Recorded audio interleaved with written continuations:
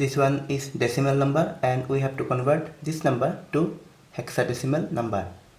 First we will convert this integer part. So to convert this, we have to divide this number with 16.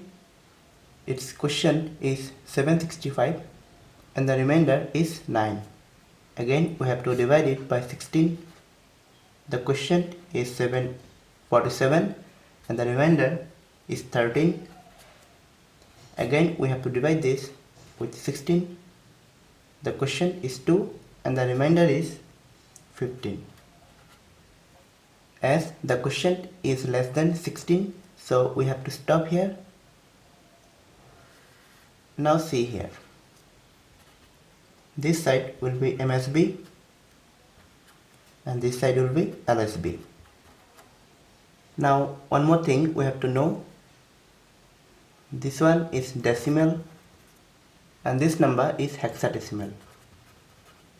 0 means 0, 1 is 1, and like this up to 9 it is 9. The decimal number 10 is equivalent to A, 11 is B, 12 is C, 13 is D, 14 is E, and 15 is F. As the first number is 2 and then it is 15, so in the hexadecimal we have to write F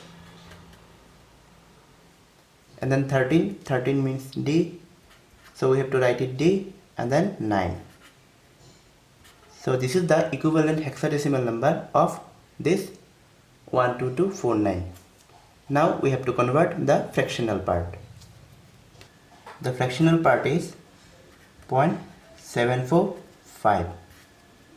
To find its hexadecimal equivalent, we have to multiply this number with 16. If we multiply this 2, then it will be 11.92. Now again we will multiply the fractional part. It is 0.92. The result will be 14.72. Again we will ignore the integer part and then we will multiply the fractional part. That is 0.72 multiplied by 16.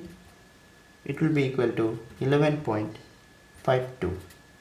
Again we will multiply this. It is 8.32. Again we will multiply this.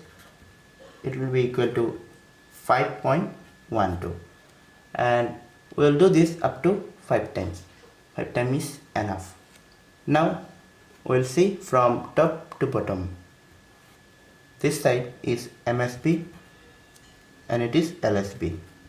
So it is 11, 11 means B, then 14 it is E, again it is B, 8 and 5.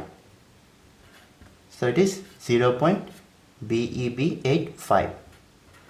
This is the equivalent hexadecimal number of 0.745 decimal number. So the final result will be, for the integer part, we will write this 2F D9 point the fractional part, that is BEB85. So this is the equivalent hexadecimal number of this decimal number. Thanks for watching.